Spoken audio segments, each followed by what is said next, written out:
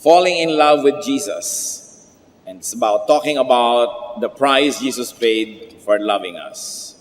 Ano-ano po ba ang kinakailangang mangyari, maranasan, at pasanin ng Panginoon para tayo mahalin? In healing people, Jesus lost power and energy to the recipient. Mahilig po tayong magpagaling sa Diyos, humingi ng tulong, humingi ng himala, pero syempre, pagka kumuha ka dito sa kabilang side, parang sa accounting, mayroon ka dapat counterpart sa kabilang side because both things must happen on the two sides of the equation. That nothing ever happens without causing a reaction of events. And when Jesus gives power and energy and ministration, He actually pays. Sa Mark 5:24-30, makikita po natin dito ang isang himala na mayroong isang babaeng gumaling. Nakakagulo ang mga tao, maraming nakapaligid sa Panginoon at may nagyayaya pa sa kanyang bahay para sa kanyang anak na may sakit. So Jesus went with him. A large crowd followed and pressed around him. And a woman was there who had been subject to bleeding for 12 years. She had suffered a great deal under the care of many doctors and had spent all she had. Yet instead of getting better, she grew worse. When she heard about Jesus, she came up behind him in the crowd and touched his cloak because she thought, if I touch his clothes, I will be healed. Immediately, the bleeding stopped and she felt in her body that she was freed from her suffering. At once, Jesus realized that power had gone out from him. He turned around in the crowd and asked, "Who touched my clothes?" So meron po isang babaeng 12 taon nang dinudugo, hindi mapagaling ng sino mamang gagamot, naubos na ang pera, kapupunta rito at kapupunta sa ganung doktor. At sabi niya, mahipo ko lang ang laylayan ng kanyang damit, gagaling ako. Meron siyang ganung mananalig. At sa dinami-rami ng di magkamayaw na tao sa paligid ng Panginoon, obviously touching him, napapadikit sa kanya at nagsisiksikan, ang babaeng ito'y humipo sa kanyang damit. At agad-agad, dahil sa kanyang pananalig, naramdaman niyang siya'y gumaling. Kung meron po kayong napakasakit na karamdaman o napakahirap na kalagayan, kayo ang unang-unang makakaalam kung ito ay nawala. Parang meron kayong tinik na biglang nabunot, meron kang pasan na biglang nawala, alam mo agad, sabi niya, gumaling ako, I know it. At ang Panginoon, may naramdaman din. Naramdaman niya ang kapangyarihan na lumabas mula sa kanya. At sabi niya, sino ang humipo ng damit ko? Sabi ng mga walang kamalay-malay, mga clueless na mga disciples, ang dami-dami po tao na nakakagulo dito. Tinatanong nyo kung sino humipo sa inyo. Because obviously, there were so many people who were able to touch him. But this one particular touch had the touch of faith. Kaya siya lang ang gumaling sa dinami ng nakahipo sa Panginoon. Siya lang may pananalig. Kaya sino man ang umaattend ng church, maraming nakikinig pero napagpapala ba? Gumagaling ba? Yung may pananalig lamang, hindi lang lahat ng nakakahipo ang gagaling. Pero ang mahalagang tingnan dito, that Jesus lost energy to the recipient. At naramdaman niya yon. Hindi basta libre-libre lang ipinapamigay niya na baliwala, iniinda at nararamdaman ng Panginoon.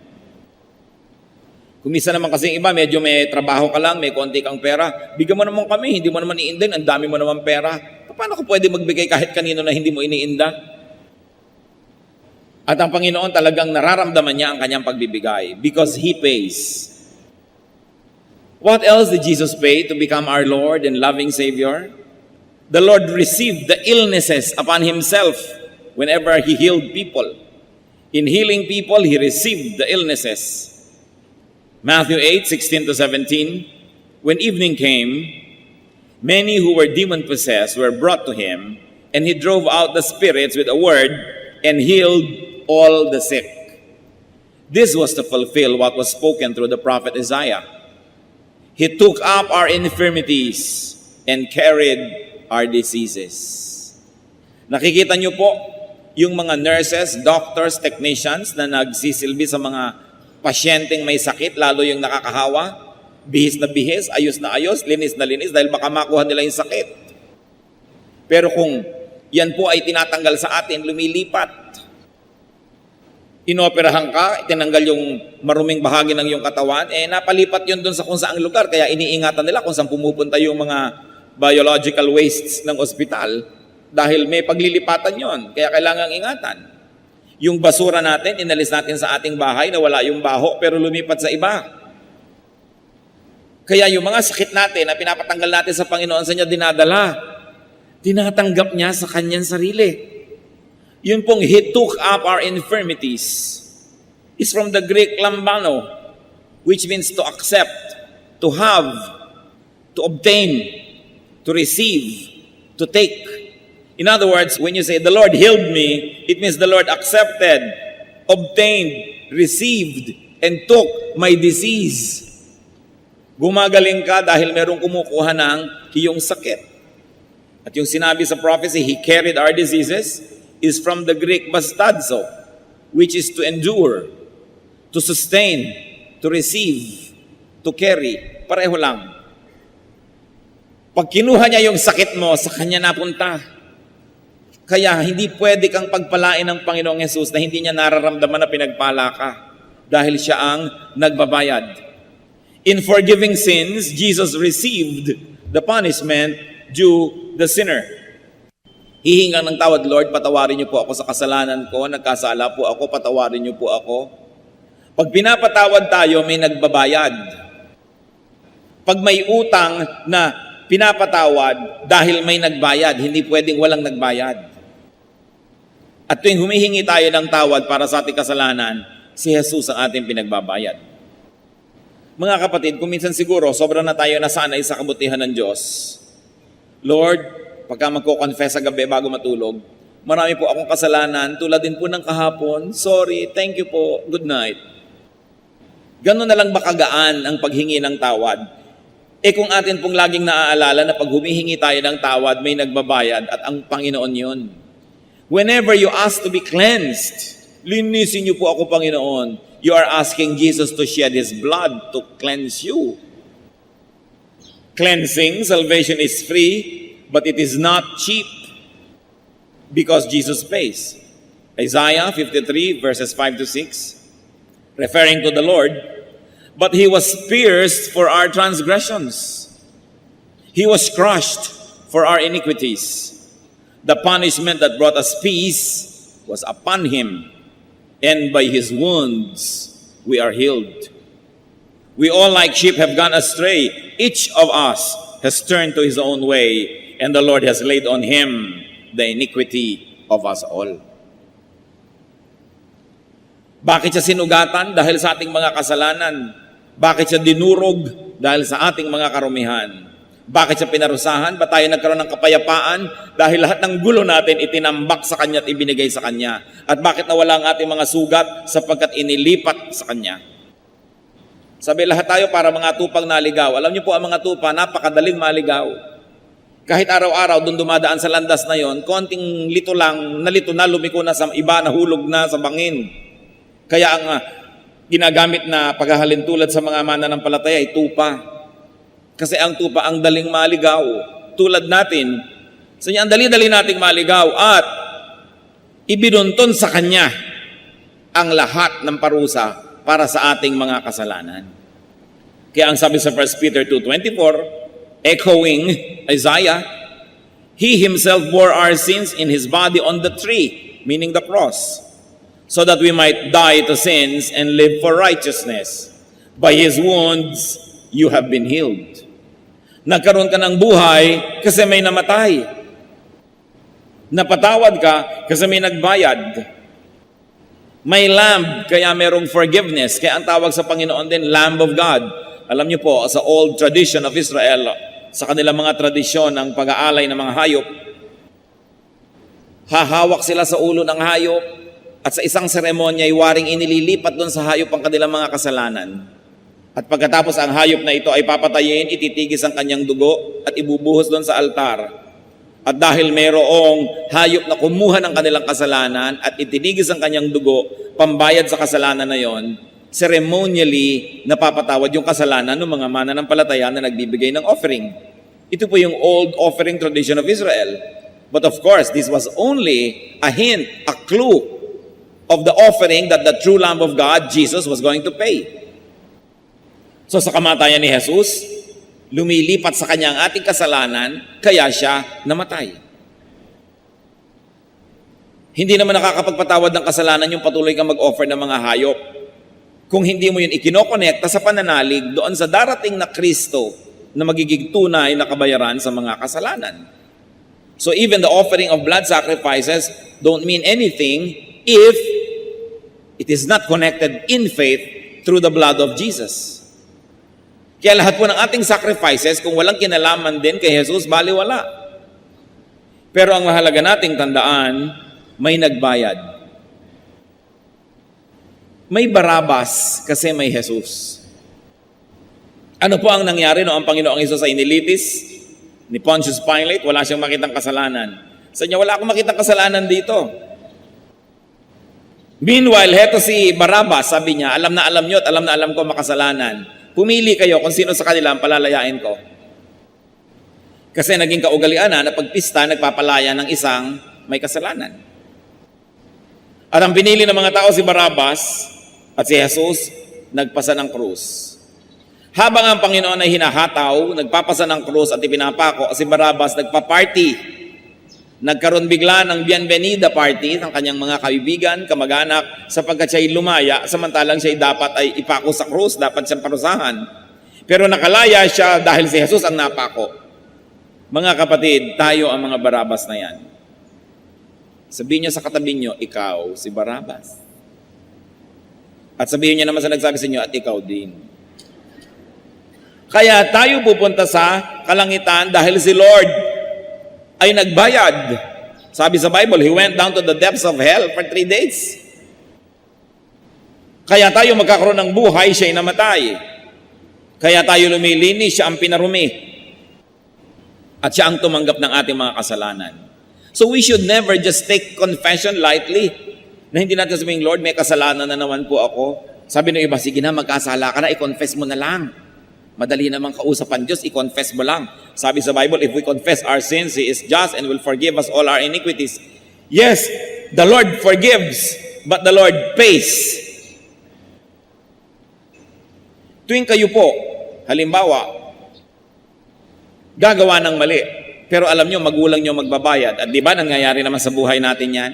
Mga anak gagawa ng mali, magulang nagbabayad.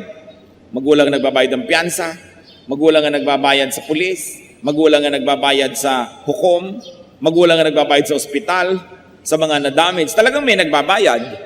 Pero anong klaseng anak ka naman tuwing wala ka na lamang ginagawang pag-iingat dahil may nagbabayad naman?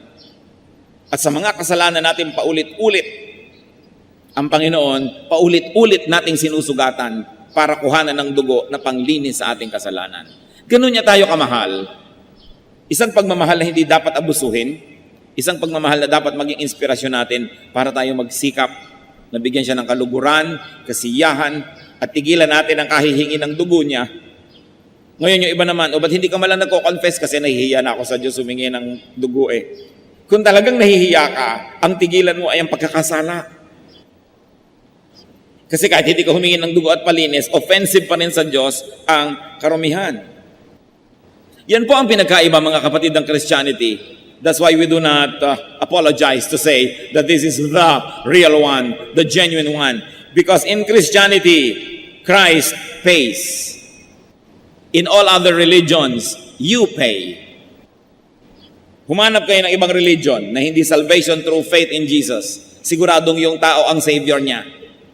Kailangan siya magsakripisyo, kailangan siya magbayad, kailangan siya magbiyahe patungo sa malayo to earn points. Kailangan siyang gumawa nito at gumawa noon, magpahirap sa sarili dahil siya ang nagbabayad sa kanyang kasalanan. Pero kaya ba nating bayaran? Ano man ang gawin natin sakripisyo? Hindi. Jesus paid for our sins. This is the very, very cornerstone and uniqueness of Christianity. That in Christianity, our God pays for our sins. In all other religions, you never stop making sacrifices to try to pay for your sin and to please your God. And if it is God who is your judge, who will pay for your sin, and He is the judge, who can condemn you? Kaya sinasabi sa Bible, there is now no more condemnation for those who are in Jesus. Pag namatay ka, siguradong automatic, you're going to paradise. Wala nang hukuman, wala nang magsasakdal. Paano ka isasakdal? Ang hukom, yung Savior mo. Saan ka nakakita ng hukom na matapos kang i-declare guilty, I find this accused guilty, pak! Pagkatapos hinubad niya ang kanyang robe bilang judge, at siya ang naupo sa silya elektrika para sa'yo, siya ang tumanggap ng lethal injection para sa'yo, siya ang nag-serve ng 30 years in prison para sa'yo, pero dineclare kanyang guilty dahil siya ay just. Hindi niya pwedeng sabihin yung tama ay mali, yung mali ay mali. Hindi niya pwedeng sabihin yung mali ay tama. Yung mali, mali. So we are all declared sinful, but Jesus paid for our sins. God, who is our Savior, is also our judge. Yun lang mga kapatid, dapat na sapat na para tayo masecure lagi. Hindi bagay sa mga Christian yung insecure. Nai-insecure ka doon sa isang mahusay-husay na tao. Hindi bagay yan. Hindi bagay yung nai-insecure ka sa ganito, sa ganyan, wala kang siguradong kakainin next month, nai-insecure ka. Kung yung eternity, yung kawalang hanggan, yung forever and ever, isinecure ng Panginoon, hindi pa kaya tayo isecure bukas, ngayon, next week, next month? At kung si Jesus ay mamamatay para sa ating kasalanan, ililipat sa kanyang ating mga sugat, tatanggapin ang mga palo na para sa atin, ang mga pako na dapat ilubog sa ating katawan ay sa kanyang katawan ilubog, hindi pa kaya tayo bigyan ng makakain? Hindi pa kaya niya tayo bigyan ng shelter? Hindi pa kaya niya tayo bigyan ng konti nating kailangan dito sa mundo? Never be insecure. The love of Jesus is enough to make you smile all the days of your life, no matter what happens. Because our eternity is secure. Merong Kristo, kaya tayo ay ligtas. Ano pa po ang mga sacrifices ni Lord sa atin? In giving happiness and joy, Jesus carried our sorrows. Isaiah 53 verse 4. Surely, He took up our infirmities and carried our sorrows. Yet we considered Him stricken by God, smitten by Him, and afflicted. Sa pagpapasaya sa atin ng Panginoon, siya ang nagdala ng lungkot. Ganyan-ganyan po yung mga counselee. Darating sa counselor, lamu-lamukot ang muka. Madilim ang muka. Mabigat ang puso. Matapos magbuhos ng kanyang mga sama ng loob, maipanalangin at mabigyan ng makadiyos na payo, lalabas sa counseling room, nakangiti na, maligaya. Kung hindi man kumpleto, nabawasan na yung dala niyang mabigat. At sa pangatlo, pang-apat na counseling, gumaan na siya. Alam niyo po kung ano nangyari? Pag alis niyo sa counselor, sa pastor na nagbigay sa inyo ng payo, siyang bumigat. Naalaman niya yung mga problema niyo, ininda niya yung mga suliranin ninyo, yung mga gulo niyo sa buhay, tinambak niyo lahat sa kanya. Siya ngayon na may dala-dala. Because the servants of Christ are little Christs. Kaya yung ginagawa ni Kristo, ginagawa din ng mga lingkod niya. Kaya yung mga ibang gusto magpa-counsel, pagkatapos ng message, pwede po magpa-counsel. Anak, hindi mo alam ang sinasabi mo? Kaka-message lang natin, dahil ko pang nakipag-boxing sa 5 flash elorde. Pwede ba nating i-schedule yan so I can give you undivided attention? Ngayon ko na po kailangan. Napaka mga unreasonable kuminsan ng mga anak ng Diyos. Pero sa doktor, nakikipag-appointment. Sa dentista, nakikipag-appointment. Sa dermatologist, nakikipag-appointment. Kahit 30 days later, nakapila sa kanyang liposuction. Pero pag magpapapayo sa mga lingkod ng Diyos, gusto ngayon na agad, ayaw pumila.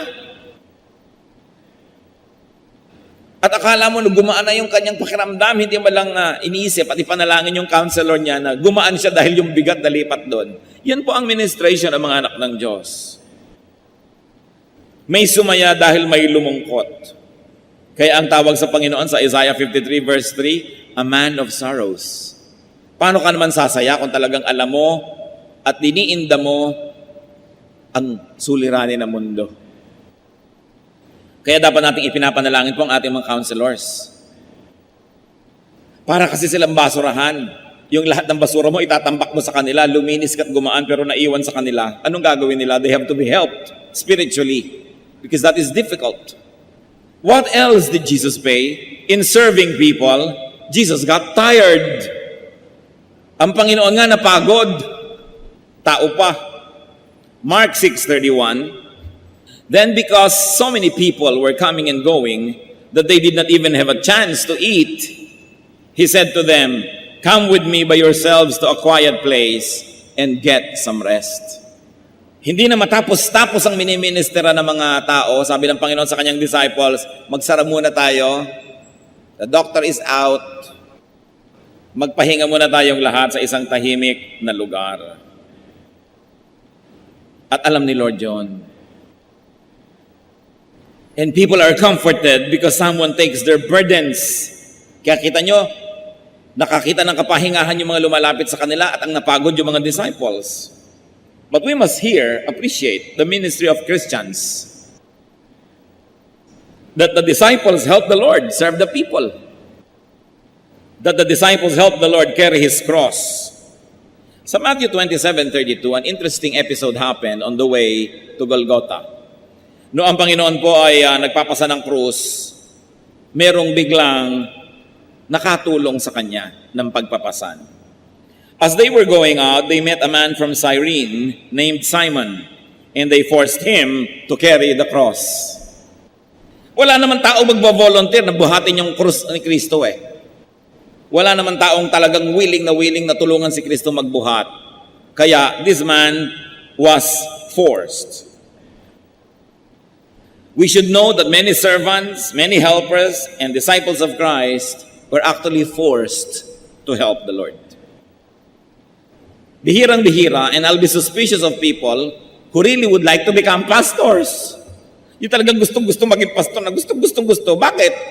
Siguro ang nakikita lang niya, yung lagi kang nakakaupo sa presidential table, lagi ka kumisang nare-regaluhan ng pinya, naaalala ka ng mga tao, iniimbita ka sa kanilang mga debut, sa birthdays, so gusto-gusto mo ngayon maging pastor kasi walang taong matino na iibigin niyang gusto niya magpasa ng krus. Kaya yung nagpapasa ng krus, yan ay mga pinilit pa ng Diyos. Mga kumisan, pinagsara na ng ibang pinto para mag-serve na talaga dahil ayaw pa eh. O kaya takas ng takas katulad na ni Jonah na nagbabagyo pa at kung ano-anong dilubyo ang nangyari para lang sumunod siya sa kagustuhan ng Diyos. Pero ang maganda nito, sa napilitan kayo't hindi, kung tayo ay kapwa lingkod ni Jesus, tayo'y tumutulong na gawin ang kanyang gawain, ito'y malaking bagay.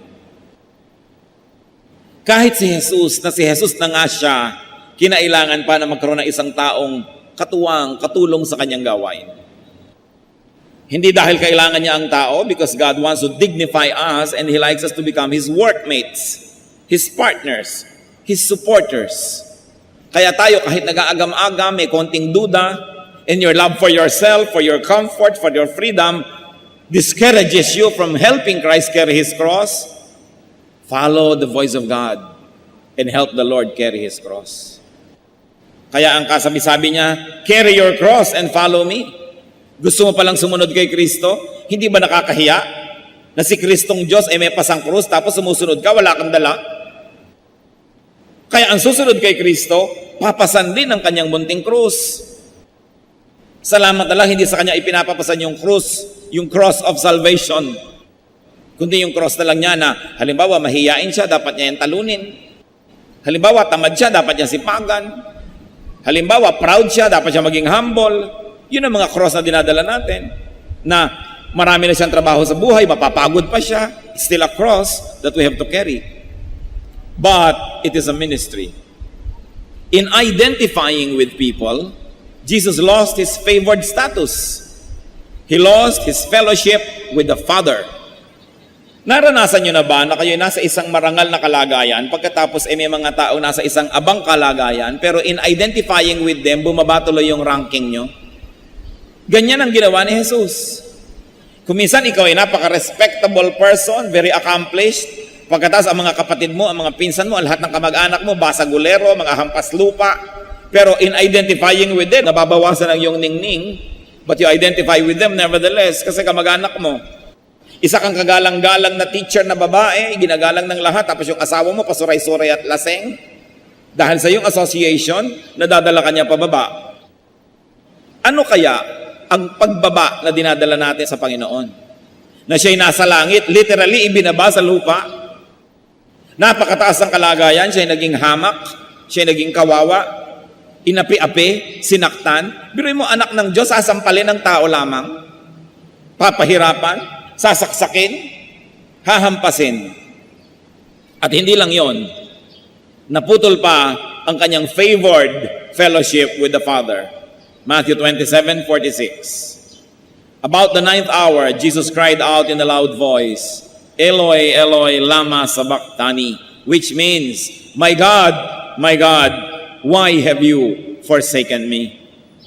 Isang napakalaking tanong sa marami, bakit sinasabi ni Jesus yun nung mamamatay na siya? Because when Jesus was about to die, all your sins, my sins, the sins of all people of the world, then, now, and in the future, were placed upon Him. Ang lahat ng ating kasalanan, itinambak kay Jesus. Pati yung gagawin pa lang natin, itinambak na para pag nangyari't ginawa natin at inihingi natin ng tawad, nabayaran na rin sa krus. Kaya naputol ang relasyon ng Ama sa Anak, because how can God who is holy, how can the Father who is perfectly holy have fellowship with the Son who has now become the sin and who has now become the personification of sin? Nalipat sa Kanya lahat. Kumisan, may anak ka, hindi mo gusto yung mapapangasawa dahil nakipag-isa doon, itatakwil mo. Hindi mo na ako ama mula ngayon. E paano pa yung Diyos Ama sa langit? Ano magiging relasyon niya sa Diyos Anak na naging sobrang makasalanan, pati yun naputol? Ibinaba natin ang kalagayan ng Panginoon at ginawa niya yon para tayo itaas. Huwag magtaka, mga kapatid, if in our association with Jesus, sa tingin ng iba bumababa tayo. Sobrang pagbaba ang ginawa ng Panginoon para maki-associate sa atin. Huwag tayong manghinayang kung sa tingin lang ng ibang tao dyan, bumababa tayo dahil kayo nagbabasa ngayon ng Bible, dahil ikaw ngayon ay naging born again Christian, dahil ikaw ngayon ay naghahanap ng katotohanan. Sabi nila, ano nangyari sa'yo? Bakit iniwan mo ang ating dating relihiyon? Naligaw ka na ng landas, nababaliw ka na, nagbabible ka na. Kuminsan, itinatatuhan natin ang ating pagiging anak ng Diyos para huwag bumaba ang pagtingin ng iba sa atin. Pero ang pagbaba ng Panginoon, hindi sa pagtingin ng makasalanang tao, kundi sa pagtingin ng Diyos Ama, ginawa niya para sa atin. So you be identified with Jesus. If He was willing to be identified with you, all the more that we should be willing to be identified with Him. Ano sabi ng Panginoon sa Matthew 10:32-33? Whoever acknowledges me before men, I will also acknowledge before my Father in heaven. But whoever disowns me before men, I will disown before my Father in heaven. Pag ako ipinagbapuri mo sa harap ng tao, ipagmamapuri kita sa harap ng Ama.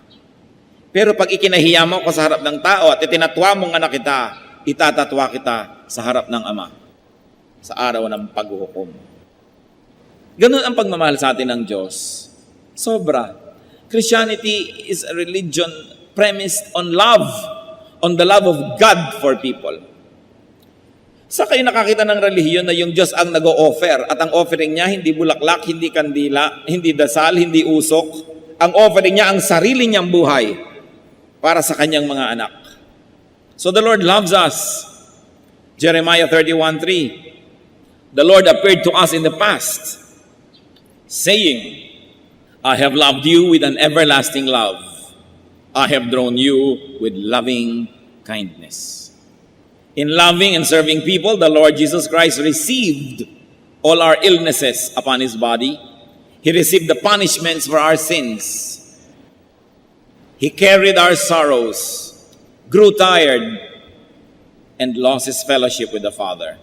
But of course, He regained this in victory, because the holiness and perfection of Jesus could not keep Him on the ground, could not keep Him dead, could not hold Him in hell. But the holiness and perfection of Jesus is above the sins of us all. Ang kanyang kabutihan ay higit sa kasamaan nating lahat. Ang kanyang kalinisan ay higit na makapangyarihan sa karumihan nating lahat. Kaya kaya niyang bayaran ang lahat ng ating kasalanan. Kaya siya ang kaisa-isa bukod tangi qualified to be Savior and to be Lord. Meron pong nangyayaring osmosis when you are with the Lord. Ano po ba yung osmosis? The movement of liquid from a place of higher concentration to a place of lower concentration. Or the movement of anything. Kaya yung itlog ng itik na ibinabad nyo sa asin ng matagal, nagiging itlog na maalat. Kasi yung alat ng asin nakakalampas doon sa shell na yan ng itlog at nakakapasok sa loob, nagiging maalat. Kaya ang ibinababad nyo, iminamarinade yung karne sa toyo, naglalasang toyo. At kaya naman, yung masarap sana, pero sinobrahan nyo ang sabaw, lahat ng lasa niya nagpunta na sa sabaw, nawala na yung concentration, nag-osmosis. Pag tayo babad sa Panginoon, osmosis happens. Yung kapangyarihan niya, yung kanyang lasa, yung kanyang kagandahan lumilipat sa atin. At alam niyo nangyayari, lahat ng kasamaan natin at karamihan lumilipat sa kanya at binabayaran niya. Kaya ang mahalaga, sino ang iyong kasama, sino ang iyong kababad, dahil magiging ganun ka rin. Kung nakikibabad ka sa mga laging nagpupuyat, magiging puyat ka rin. Kung nakikihalubilo ka sa mga umiinom ng alak, magiging lasenggo ka rin. Kung nakikisama ka sa mga rebelde, magiging rebelde ka rin.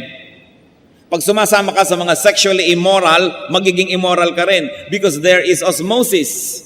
That's why you choose who you go with. Pero syempre, marami namang gustong maglasing talaga, so sasama dun sa nagyayaya sa inuman. Kasi sila mismo gusto rin nila yun eh. Paano pa ako nakonsente, na-encourage? Di lalong mangyayari yun. Kaya yung mayayabang na sumasama sa kapwa mayabang, lalong yumayabang. Yung mga tamad na sumasama sa mga tamad, lalong nagiging tamad. Anong mangyayari kung sumasama tayo sa mga makadiyos? Anong mangyayari kung makikiisa tayo sa Diyos mismo? Kaya napakahalaga that there is osmosis happening in our lives. Saan ba tayo bumababad? Sa salita ng Diyos, sa kabutihan, sa magandang payo? Do not be surprised if in ministering to Christ and in ministering for Christ, you suffer. Huwag kayong ma-surprise. Sasabihin nyo, kung kailan pa ako naging Christian, nagkaroon ako ng ganitong uri ng suffering. Kung kailan pa ako naglingkod sa Panginoon, kung kailan pa ako sumali sa choir, o naging instrumentalist, o Sunday school teacher, kung kailan pa ako nagpastor, kung kailan pa ako nag-volunteer, nagkaroon ako ng suffering. Don't be surprised, because Christ that you follow suffered. Pero, yung sinusundan niya naman patungo sa kaluwalhatian, tatandaan natin, ang daan tungo sa langit ay kailangang dumaan sa Kalbaryo. Sapagkat ang Panginoon na umakyat sa langit ay dumaan sa Kalbaryo at sa krus. At salamat na lang yung most of the suffering was done for us by Christ and we don't have to suffer anymore. Konti na lang ang natira sa atin, parang yung tumulong kay Jesus. Tumulong lang siyang magbuhat sandali pero hindi naman siyang ipinako. Kaya mga kapatid, maghanap-hanap naman tayo ng mabubuhat. Maghanap-hanap naman tayo ng maitutulong sa ministry ng Panginoon sapagkat maging nung siya idadalin sa Kalbaryo, ipinakita yung ganung pamamaraan na ang tao ay tutulong, ang tao ay kasama sa pagbubuhat ng krus. Lalo tayong mga mananampalataya. Huwag kayong magulat kung may mga trial. Huwag kayong magulat na ngayon pa na naging Kristiyano ka, kung minsan nagkaroon ng mga hirap. 1 Peter 4:12-13 says, Dear friends, do not be surprised at the painful trial you are suffering, as though something strange were happening to you. But rejoice that you participate in the sufferings of Christ, so that you may be overjoyed when His glory is revealed. Sabi, kung kayo ay nararamay at napapasama sa mga suffering ng Panginoon, magpasalamat kayo at magkaroon kayo ng ligaya. Huwag kayong magulat. Sapagkat si Jesus mismo ay nahirapan, ang mga disciples ay nahirapan. Ang nakakagulat kung hindi man lang kayo mahirapan, baka hindi kayo kasali. Yun ang nais nating maalala. John 21:15-16. When they had finished eating, Jesus said to Simon Peter, Simon, son of John, do you truly love me more than these? Yes, Lord, he said, you know that I love you. And Jesus said, feed my lambs. Again, Jesus said, Simon, son of John, do you truly love me? He answered, yes, Lord, you know that I love you. Jesus said, take care of my sheep. So tayo minahal ng Panginoon. Ang tanong sa atin ngayon, mahal mo ba ako? At kung ang sagot nyo, yes, Lord, I love you. Alam nyo ang sagot niya, bueno, feed my sheep. Feed my lambs. Take care of my people. Take care of my church. The church is the body of believers, the head of which is Jesus. Kung mahal mo ako, paano mo ako paglilingkuran? Nasa langit ako, paglingkuran mo ang mga kapatid, ang kapatiran, ang church. Paano mo ako bibigyan? Ang yaman-yaman ko, wala akong kailangan, Diyos ako. Buwes, bigyan mo ang mga kapatid, bigyan mo ang gawain, bigyan mo ang misyon, bigyan mo ang church. Paano mo ako tutulungan ay ako'y Diyos? Tulungan mo ang mga kapuspalad, ang mga kawawa, because whatever you do to the least of this, you do to me. Gusto mo akong gawa ng mabuti? Sabi ng Panginoon, gawin mo sa iyong kapwa. Gawin mo, unang-una sa iyong mga kapatid sa pananalig, at pagkatapos gawin mo kahit kanino paman. Yan ay ituturing ko na ginagawa mo sa akin. Jesus is loving, we should be grateful. And what better way to show our gratitude than to love those whom He loved, to love His church and not divide it, to love His church and not speak against it, to love His church and do everything to strengthen it, not to weaken it. Dapat lahat po ng ginagawa natin ay para tumulong na palakasin ng iglesia, hindi ito para pahinain, hatiin at siraan. Dapat lahat ng ginagawa natin ay para lingapin pagmalasakitan ng iglesia ng Panginoon sapagkat siya ang ulo ng iglesia. At wala tayong maaaring gawin na pananakit, pagbabaliwala, pagtalikod, pagpapabaya sa church na hindi ituturing na pagtalikod sa Kanya. Because He is the head of His church. And very importantly, because Jesus has done good to you, do to others what Jesus had done for you. 1 Corinthians 11:23, for I received from the Lord what I also passed on to you. Tinanggap mo pala sa Panginoon, ipamigay mo rin sa iba. Katuruan, kaligtasan, mabubuting bagay. Matthew 10:8, heal the sick, raise the dead, cleanse those who have leprosy, drive out demons. Freely you have received, freely give. At ito'y pwedeng physical, pwede lalo naman na spiritual. Because many people are spiritually dead. They have to be spiritually alive. Turuan ng salvation. Many people have spiritual leprosy. May sakit na nakakahawa, may sakit na napakahirap gamutin. Gamutin sila sa pamamagitan ng katuruan ng Diyos. Magpalaya sa mga demonyo sa buhay ng mga tao. At kung hindi spiritual na demonyong nakatira sa kanya, mga kamalian na ang demonyo ang pinagmumulan. Ibunyag ang mga gawain ng kadiliman at huwag itong pagtakpan. Napakamali na kung may ginagawa ang inyong ina, ang inyong ama, ang inyong anak, ang inyong kapatid na mali, pagtatakpan nyo dahil kapatid nyo sa laman. Dapat ang sugat tanggalin ang takip at nang sa ganon malinis, malanggas, malagyan ng gamot. Kung patuloy mo itong tatakpan, hindi gagaling. At napakarami po na spiritual sicknesses sapagkat pinagtatakpan ng mga kamag-anak, hindi napapagaling. Hindi na miministeran, hindi na bibigyan ng counseling dahil nagpapanggap sila na wala namang mali. Yun ang sinabi ni Jose Rizal sa introduction sa No Limit Tangere. May sugat kang pinakakatakpan-takpan mong parang ketong. Tatanggalin ko ang takip, ang lambong, at ibubunyag ang iyong karamdaman, hindi para ipahiya ka, kundi para ihanap ng lunas. Pero kung lagi na lang tayong on denial, we're hiding our own weaknesses and our sins from ourselves. And we do that in dealing with our relatives and family na pinagtatakpan natin at kinukonsinte. Hindi nagagaling, lalala ng lalala. Ang sugat kailangang buksan, mahapdiman. So Christian ministers, Christian servants, learn from the Lord and accept that you will also lose energy, receive illnesses from others, that you can get sacrificed and you bear sorrow. But sabi the Lord, carry your cross and follow me. Christians, this is the difficulty of being servants of the Most High God. Kaya yung mga nasa paligid natin na nagsaserve, i-encourage natin, huwag i-discourage. Ipanalangin natin sila, huwag pagchismisan at pag-usapan. Kung may mga kakulangan na ating mga leader, suportahan natin sa panalangin, suportahan natin sa lahat ng bagay, at nang sa ganun lalo silang lumakas, sapagkat sa pagsunod nila sa yapak ni Kristo, sa paglilingkod nila tulad ng iniuutos ni Kristo, sila man nagkakaroon ng mga pagdurusa.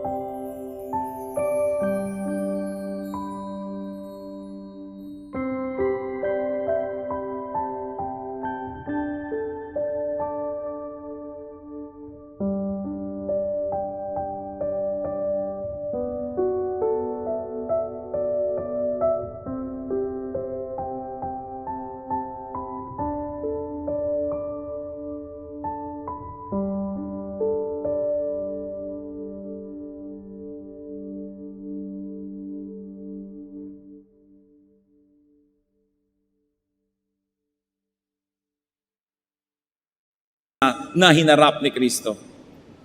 So we should be very supportive. Pray for them, support them. Hindi yung pagka lumalaki ang gawain, magkakaroon ng mga intriga, maghihiwa-hiwalay. Hindi tulungan. Habang lumalaki, siyempre, dumadami ang demands. Dumadami ang kailangang manggagawa. Dumadami ang kailangang mga gamit. So kailangan lalong dumadami ang support, hindi kumokonti. Bakit nga po bang isang phenomenon na nakakalungkot dito sa ating bayan at sa iba man, pag lumalaki yung church, nagkakaroon ng mga division. Paano? Hindi na siyempre mababantayan lagi ng top leader ng every little corner. Ngayon may mga ambisyosong nasa mga little corner, magkuku, tatayo ng manghimagsikan. Meron naman siyempre maniniwala sa kanila dahil yun ang kasama nila araw-araw. Hindi naman nakakasama yung top leader dahil imposible ka nang sumama sa lahat. Pagkatapos, gagawa ng mga aliwaswas, bulong-bulungan, aalis ako dito, sumama ka sa akin, magre-recruit ng mga tao. Kaya ang mga churches sa Pilipinas, pag lumalaki, marami nagkaka-divide. Sa halip kasing tulungan ng mga lieutenants at mga generals, yung kanilang commander-in-chief, nagkuku. At yung ipinagkatiwala sa kanilang posisyon na makasama ng mga tao, ginagamit nila para pasikatin ang sarili nila, mamahal sila ng mga tao para sumama sa kanilang mga kabuktutan. That's why it is important to respect the chain of command, those who are in authority. Pag meron pong nakakataas sa inyo na hindi na siya susunod sa mas nakakataas sa kanya, hindi na siya dapat sundin. Kasi ang tawag doon, coup. Ang sabi ni Lord, respect those who are in authority. So we should never support such kind of efforts. Lalo sa church. Kasi kung minsan sa mga gobyerno, hindi mo na alam kung godly yung leadership. Alam nga namang si Hitler yung leader, sasabihin mo pa, respect those who are in authority. Pag hindi na makadiyos, huwag mong sundin. Dahil pag si Satanas na ang sinusunod, hindi na dapat yung sundin. So it is important for us to realize the sacrifices also of those who obey the Lord. Ang ating mga choir leader, ang ating mga Sunday school teacher, sa kanilang nananahimik na buhay, pumayag sila magpasandi ng krus na yon, huwag nating dagdagan. Huwag na tayo yung maging pasanin. Maging supportive tayo. It is important to pray for those who follow Jesus. You know, pati ang mga babae po, very supportive sa Panginoon. Nung siya naglalakbay sa Galilee, sabi sa Mark 15:41, in Galilee, these women had followed him, meaning the Lord, and cared for his needs. So si Lord, kahit nung nandito sa lupa, nakakapaghimalaan, pero tinatanggap niya yung tulong ng mga naniniwala. Kaya dapat din tayong tumanggap ng tulong at dapat tayong magbigay ng tulong. But remember, if you're going to a counselor, pray for him or her. And after you have been counseled, continue to pray for the counselor kasi inilipat mo sa kanya yung bigat. Huwag naman tayong para maging bata at isip bata na kung may problema ka, sarili mo na lang ang iniisip mo, hindi mo na iniisip yung counselor. Na baka nga may problema rin yun sa oras na ito dahil tao rin yung katulad mo. Na marunong din tayong magpasintabi, magpa-schedule, magkaroon ng kagandahang asal. Hindi ko mo need tayo para tayong isang batang nag-iiyak at naggugugulong sa lupa na ang gusto mo unahin ka ng lahat na pansinin. Kailangan, suportahan din natin yung mga sumusuporta sa atin. Because when we weaken them, we also weaken ourselves. When you are not supportive of your church will be weak, your church cannot serve you. So in the end, you lose. Pero ano po ang sentro ng ating pinag-uusapan ngayon? Jesus paid a very dear price to love us. We should be willing to pay the price to love Him in return. Aming Diyos, kami po ay naghahanap pa ng mga personal na application sa aming napag-aralan. Ituro niyo po sa amin kung ano ang mga dapat namin gawin dahil mahal niyo kami. Maging mapagmahal din kami sa aming kapwa. Maging matulungin. Turuan niyo kami, Panginoon, na igalang, mahalin at suportahan ang mga nangunguna sa amin. Nakapwa-tao lang naman namin sila at hindi sila katulad mo na Diyos. Kaya turuan mo kami, Panginoon, na sila ay lalo pang suportahan, to empower them, to pray for them, so that they may be able to do the duties that you have given them, not only with strength and power, but also with joy. At kami naman, Panginoon, ituro mo to carry our little crosses